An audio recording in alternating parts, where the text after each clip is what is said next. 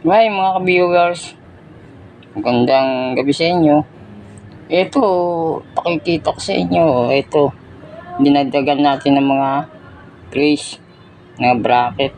Oo nga, kasi malaki yung makina. Kaya po, dinagdagan natin ng bracket eh. So, medyo maselan dito yung pag-aalala ng sprocket eh. Ang makina tsaka ng sprocket.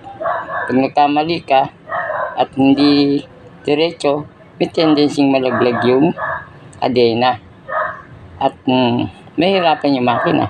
So mga ka-viewers, ito hindi na natin, parang natatagalan tayo eh.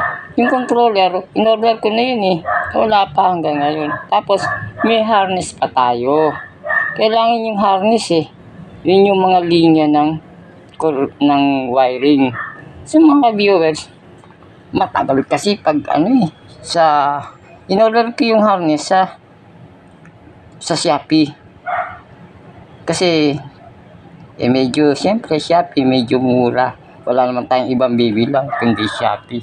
So kung mga ganun ka-viewers, kaya eto natatagalan tayo. Paano natin to mapapabilis? So ganun lang mga ka-viewers. Siguro pag na-i-deliver kagad, may makikita na tayo dito. May masusubukan na tayo. O kung yung baterya naman, taging kinapos, kunin ko yung baterya doon sa e-bike, doon sa labas, sa tri-wheel, diyan ko ikakabit para malaman natin kung ano nga ba ito. So mga ka-viewers, konting pasensya lang. Ganyan talaga eh. Kailangan natin gumastos para matuto tayo. Ano po? Naintindihan ko naman na talagang medyo talagang sakripisyo to talaga to. Yung ganitong ginagawa natin.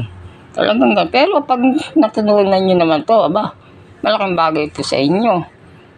Hindi na kayo mahihirapan. Kahit magtayo pa kayo ng negosyo nyo, magtinda kayo ng e-bike, alam nyo na ang mga pamamaraan. So mga viewers, medyo gabi na eh.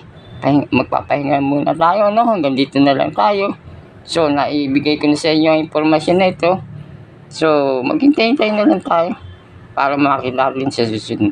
Thank you. Maraming salamat sa inyong panonood.